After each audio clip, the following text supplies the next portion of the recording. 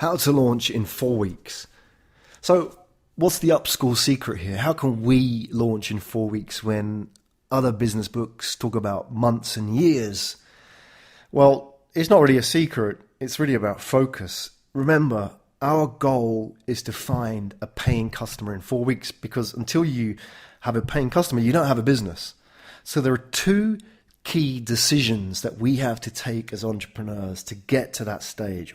One, what pre-shipping stuff do we really need, and what can we postpone and do later? That's all about focus. And I'll talk about what we need to focus on in a minute.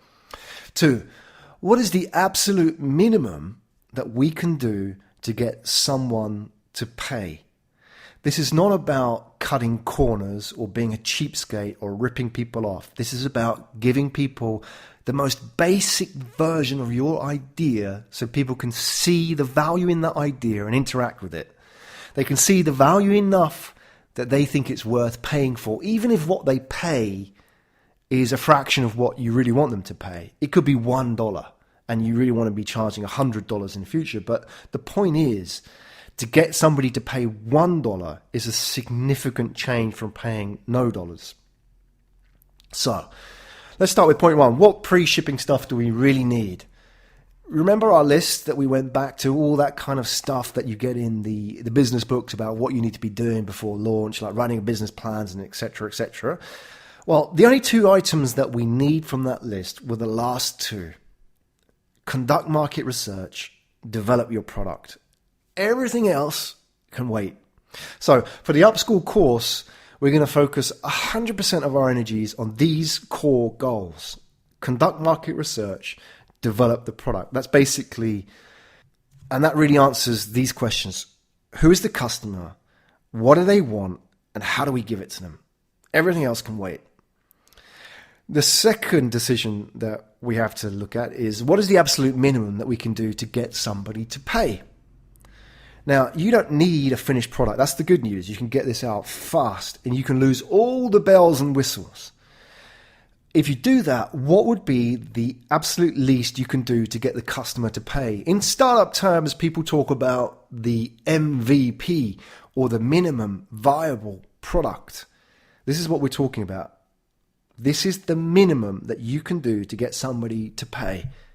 Let's look at that. Minimum basically means what's the smallest set of features that you can produce before it becomes valuable. You can't give them nothing. You can't give them just an idea.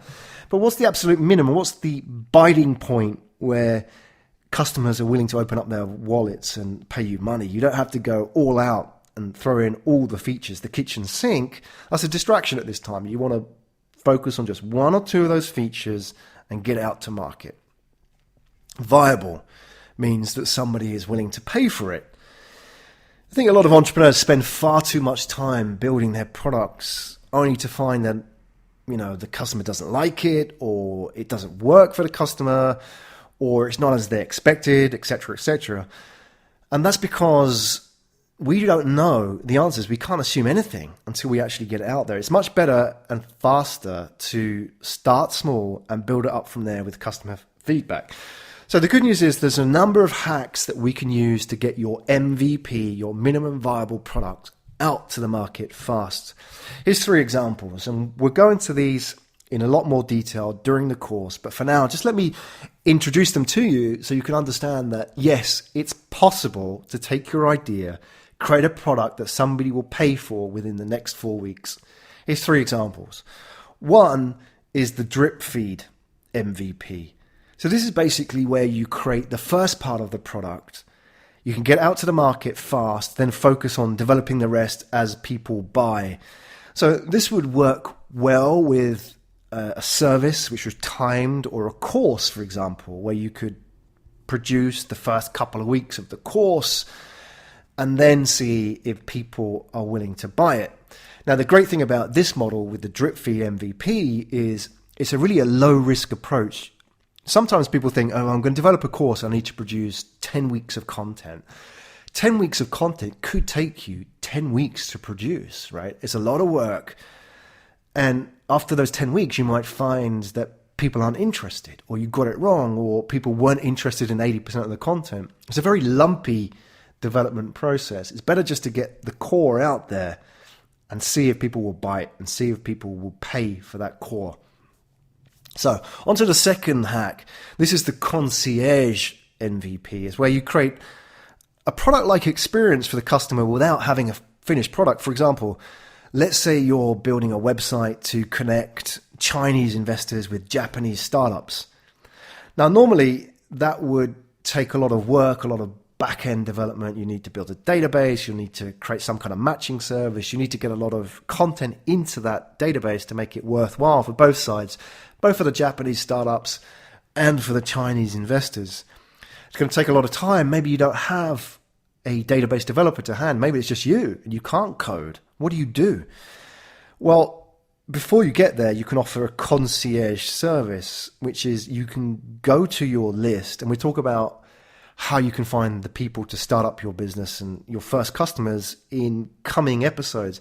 But for now, just think that you can go to a group of people, the Chinese investors and the Japanese startups, and you can offer a concierge service, which is basically this, which is where you do it manually behind the scenes. That's a lot of work. You are manually matching A with B to create a product-like experience. Now, your customers may not know that you're doing this manually and think, that's crazy. This guy is working 24 hours a day to make this happen. But this is one way of getting it out to market and seeing if people are going to buy this and pay for this without actually having a finished product whatsoever. But the key here is that offering a concierge type service, you can get real insight into what people want and allow you to get to the market fast.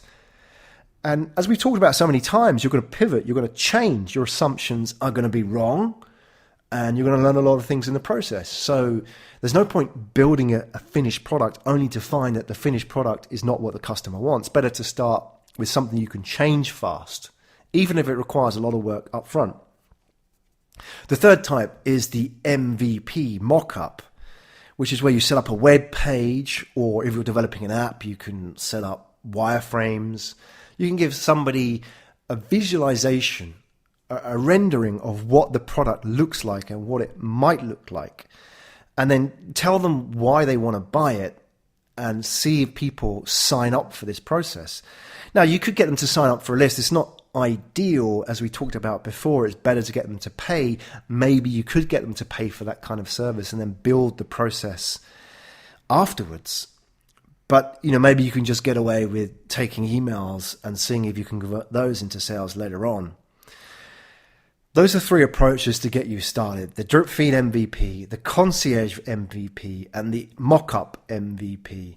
We'll look at all of those three approaches in the course as we go on. But for now, understand that there are ways in which you can get your product out to market fast, get feedback, and with feedback you can improve and get paying customers. And you can do all of that in 4 weeks.